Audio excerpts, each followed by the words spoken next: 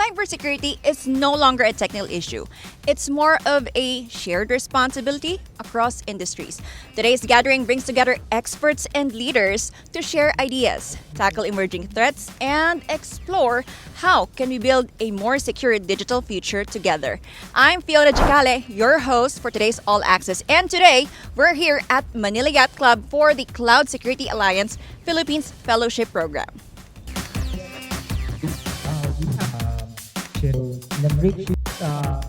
Our fellowship.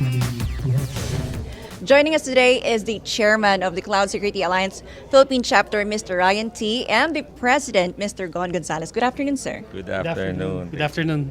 So, first question, from your experience, what is the most common mistake organizations make when it comes to cybersecurity readiness? In our vast experience now, we have 20 plus years of experience in making companies ready. The first thing that I notice is that money will solve the problem. Many times, the fact that there is a cybersecurity threat and threat vectors and threat actors all around, what needs to be done is to know what is the value of each asset to the company.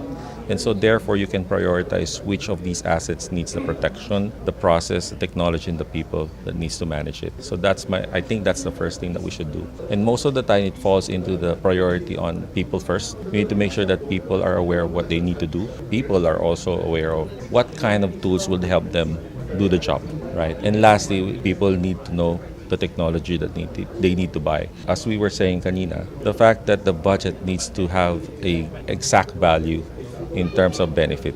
Sometimes there are a lot of solutions being bought, but they're not being used. How about you, sir?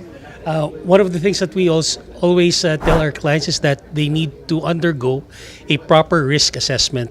So risk assessment is knowing what you have, what are the threats to your assets, to your processes in your company, and then finding out a way on how to mitigate those risks.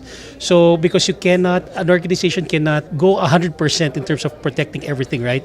There's no budget big enough to do that. So risk assessment and risk management will help you prioritize risks to your organization. And so once you do that, you'll be able to have some sort of like a roadmap in terms of what to do next. And how important is collaboration between organizations and industry when it comes to strengthening cybersecurity readiness?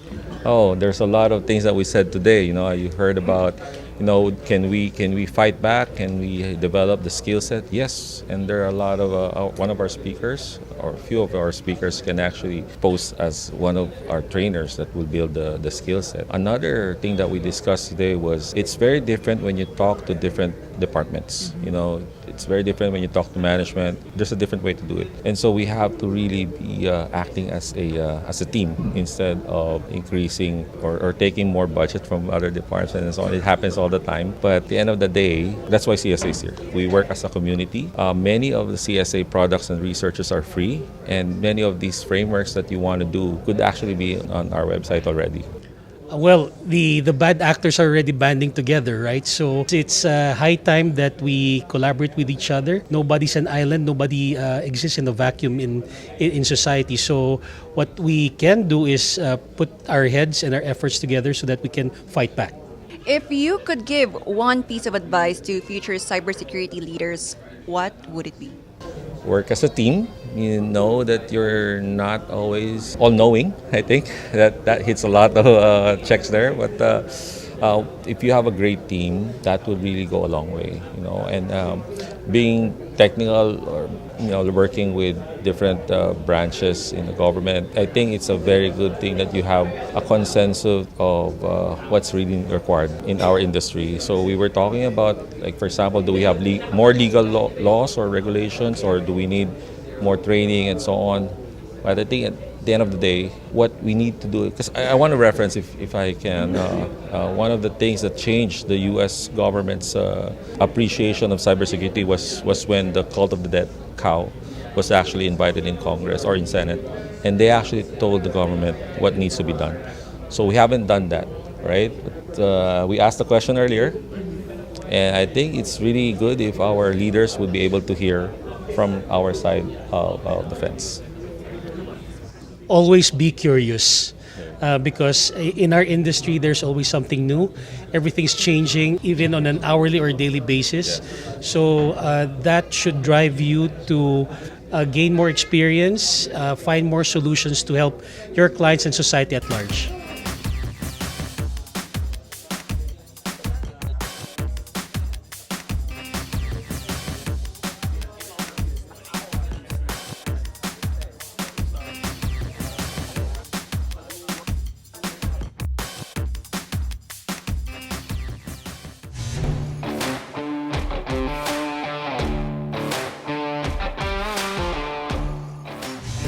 As part of this afternoon's event, we're now docked here in the middle of Manila Bay. All right. Later on, we'll be having a pyrotechnic show, which we'll see a lot of happenings this evening.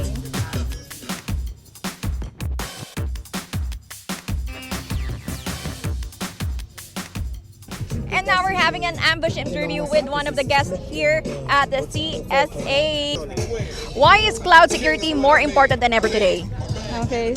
I think this is more important kasi lahat nasa cloud na eh. Lahat gumagamit ng phones, lahat ina-access na sa cloud. And dapat pahalagahan natin kung paano natin magagamit yun ng security. And nowadays, kailangan talaga natin nung paano natin i-implement. Hindi lang puro planning and strategic analysis. We need to implement those plans na. And that's what we need right now. The execution of those. It's more important for the reason that most of the services that we have are in the cloud. So given that the resources and everything that we're accessing, application and all that stuff are in the cloud, the more that we have or the more that it is important. Based on the trends, most enterprises and organizations usually use nowadays yung cloud infrastructures nila. So if there's a need, tsaka yung operations nila, daily operations nila, utilize the cloud, of course you need to be able to secure them. So mostly it's part of essential talaga since cybersecurity is shared responsibility. So I've been in the IT industry for 18 years. So I came from an evolving role. So even end user has its own responsibility, no? So it's very essential talaga.